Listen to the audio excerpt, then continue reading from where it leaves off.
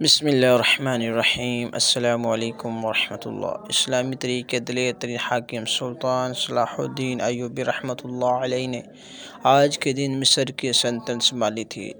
انہوں نے صلیبی جنگوں میں فتح حاصل کر کے یروشلم کو اسلامی حکومت میں شامل کیا تھا۔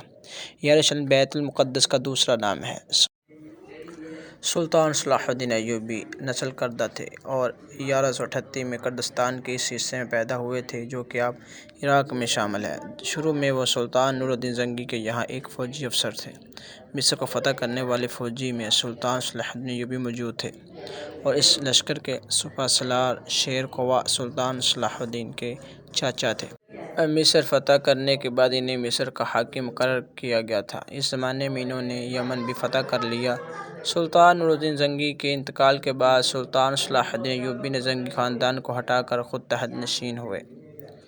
مصر کے بعد سلطان صلاح الدین ایوبی رحمۃ اللہ علیہ نے 1182 ہجری تک تمام شام، مصر، حلب وغیرہ فتح کر کے اپنی سلطنت میں شامل کر لیا۔ اس دوران میں صلیبی سردار لڈو بادشاہ کے ساتھ 4 سالہ معاہدہ ہو چکا تھا، جس کی روح سے دونوں ایک دوسرے کی مدد کرنے کے پابند تھے، لیکن یہ معاہدہ محض کاغذی اور رسمی تھا۔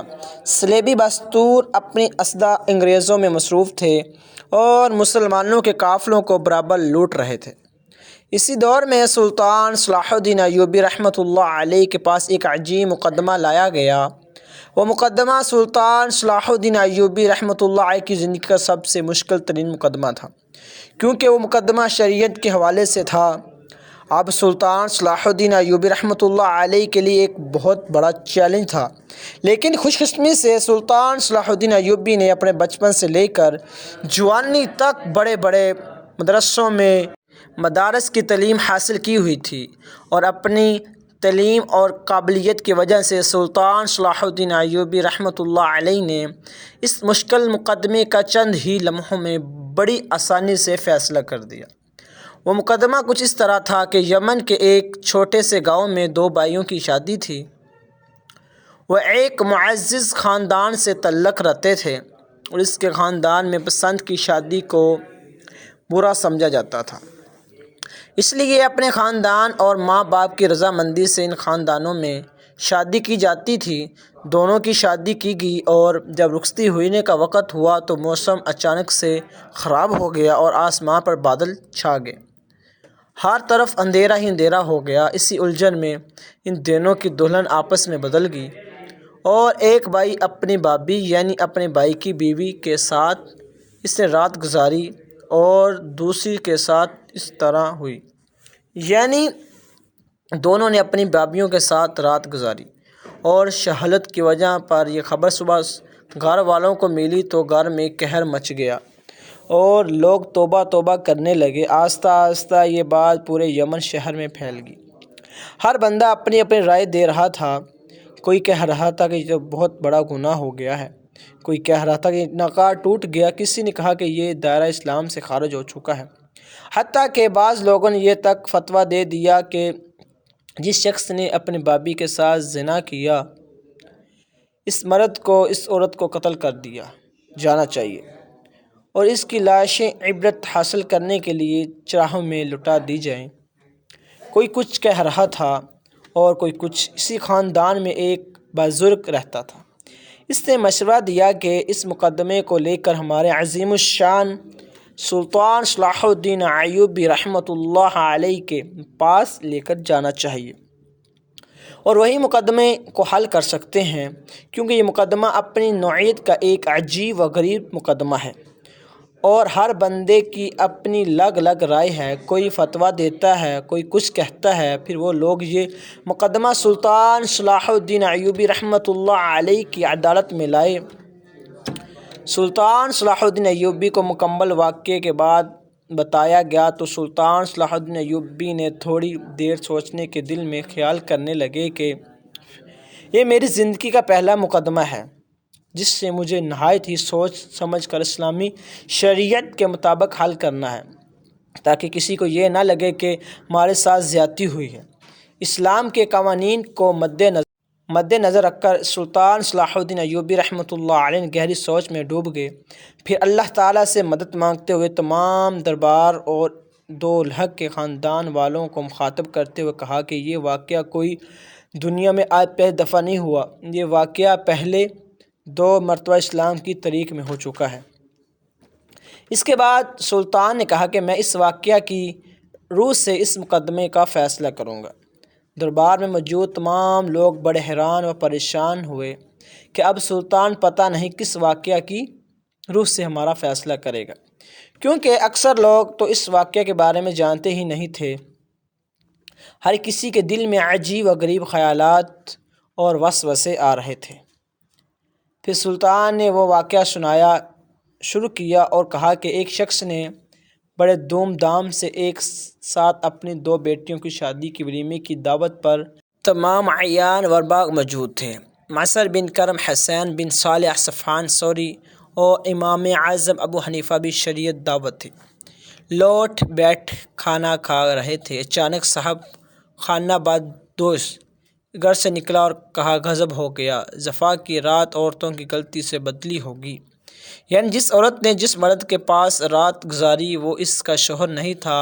حضرت سفیان ثوری نے کہا کہ امیر معاویہ کے زمانے میں بھی ایک واقعہ پیش آیا تھا کہ اس سے نکاح پر کچھ فرق نہیں پڑتا، البتہ دونوں کو مہر لازم ہو گیا۔ معصر بن کرم امام صاحب کی طرف متوجہ ہو کہ آپ کی کیا رائے ہے؟ امام صاحب نے پہلے فرمایا دونوں لڑکیوں کو بلایا جائے تب جواب دوں گا۔ دونوں شوہروں کو بلایا جائے۔ امام صاحب نے دونوں سے الگ الگ پوچھا کہ رات تم نے جس عورت کے ساتھ گزاری اگر وہ تمہارے نکاح میں رہے کیا تمہیں پسند ہے؟ دونوں نے کہا جی ہاں۔ تب امام صاحب نے فرمایا کہ دونوں اپنی بیویوں کو جن کے ساتھ تمہارا نکاح پڑھایا گیا ہے انہیں طلاق دے دو اور تم دونوں پر ہر شخص اس سے نکاح کر لو جو اس کے ساتھ رات گزار چکی ہے۔ اے میرے لوگو، یہاں حضرت سفیان ثوری نے جو جواب دیا مسئلہ کہ یہاں سے وہ بھی بالکل درست تھا۔ ولی بالشبہ کی وجہ سے نکاح نہیں ٹوٹتا، مگر امام صاحب نے جس مسئلے کو پیش نظر رکھا وہ ان کا حصہ تھا، اس لیے ولی بادشاہ کی وجہ سے عدت تک انتظار کرنا پڑتا، جو اس وقت ایک مشکل مرحلہ تھا۔ پھر عدت کے زمانے میں ہر شخص کو یہ خیال گزرتا کہ میری بیوی دوسرے کے ساتھ رات گزار چکی ہے اور اس کے ساتھ رہنے پر غیرت گوارا نہیں کرتی۔ اس وقت ایک مشکل مرحلہ تھا۔ پھر عدت کے زمانے میں ہر شخص کو یہ خیال گزرتا کہ میری بیوی دوسرے کے ساتھ رات گزار چکی ہے اور نکاح کا اصل مقصد ہی الفت و محبت، اتحاد، اعتماد بڑی مشکل ہے سے قائم ہوا۔ اس لیے اب وہی سوال میں تم دونوں بھائیوں سے کرتا ہوں کہ تمہاری دلہنیں بھی ایک حادثے اور غلطی کی وجہ سے تبدیل ہوئیں، یہاں وہی قانون تم پر بھی لاگو ہوتا ہے۔ جن لڑکوں نے تم کو رات کو شہادت کیا تو اس کے ساتھ رہنا چاہو گی یا پھر اپنی بیویوں کے ساتھ؟ یہ سن کر ان دونوں نے کہا کہ ہم نے جس کے ساتھ رات گزاری اس کے ساتھ رہنا چاہیں گے۔ تو پھر سلطان صلاح الدین ایوبی نے کہا کہ تم اپنی اپنی بیوی یعنی جس کے ساتھ تمہارا نکاح ہے ان کو طلاق دو اور ان کے ساتھ تم نکاح کر لو جس کے ساتھ تم رات گزار چکی ہو، اور اسی طرح تم گناہوں سے بھی بچ جاؤ گی اور حالات بھی قابو میں رہیں گے۔ اور پھر کہتے ہیں کہ ان فیصلے کے بعد بڑے بڑے علماء نے اس سلطنت میں موجودہ سلطان سے حسد کرنے والے لوگ نے پوچھا، لیکن کسی نے بھی سلطان کے فیصلے پر اعتراض نہ کیا۔ لیکن دشمن یہی چاہتا تھا کہ اس فیصلے کے اڑا میں سلطان پر الزامات لگا کر اس سے اپنی رعیت کی نظروں میں گرا دیا جائے، لیکن ہمیشہ کی طرح مخالفت نے خاک چونٹی اور سلطان ہمیشہ سرخرو ہوا۔ اسی طرح سلطان صلاح الدین ایوبی رحمۃ اللہ علیہ نے اپنے علم اور حاصل کیا مدرسے سے تعلیم کی وجہ سے اتنا بڑا مسئلہ حل چند ہی لمحوں میں ختم کر دیا، اور سلطان صلاح الدین ایوبی رحمۃ اللہ علیہ کے اس مقدمے کے حل کو موجودہ دور کے بڑے علماء نے بھی صحیح قرار دیا۔ اللہ تعالیٰ سے دعا ہے کہ اللہ تعالیٰ ہمیں ان کے آج کے اس مشکل وقت میں سلطان صلاح الدین ایوبی رحمۃ اللہ علیہ جیسے حاکم عطا فرمائے جو ہر کام، ہر بات، ہر مقدمہ دین اسلام کی شرعی طور طریقے پر کرے، کیونکہ دار اسلام سے باہر نکل کر بھی کبھی بھی ہم ترقی کی راہ پر گامزن نہیں ہو سکتے اور نہ ہی حق کو باطل کے خلاف پچھاڑ سکتے ہیں۔ امید کرتا ہوں کہ ہمارے آج کی یہ سبق آموز ویڈیو آپ کو پسند آئی ہوگی۔ کائنڈلی ہمارے چینل پر اسمائی وائس کو لائک، شیئر اور سبسکرائب کیجیے، اور آخر میں آپ سے ریکویسٹ ہے کہ باکس میں ایک دفعہ